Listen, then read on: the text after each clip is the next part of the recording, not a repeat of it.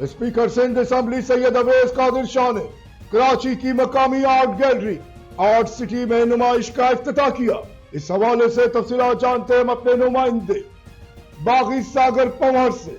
जी सागर, हमें तफसीलात से आगाह कीजिएगा।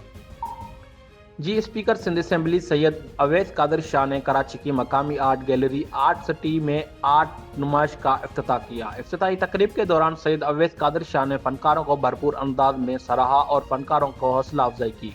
उनका कहना था कि आज के मसरूफ और घुटन ज़दा जिंदगी में ऐसी नुमाइश ठंडी हवा का झोंका महसूस होते हैं। स्पीकर ने खास तौर पर मुंतज़मीन मोहम्मद ज़ीशान जमाली और शिराज असलम सुमरो की मेहनत की तारीफ की, जिन्होंने नुमाइश का बेहतरीन इंतजाम किया।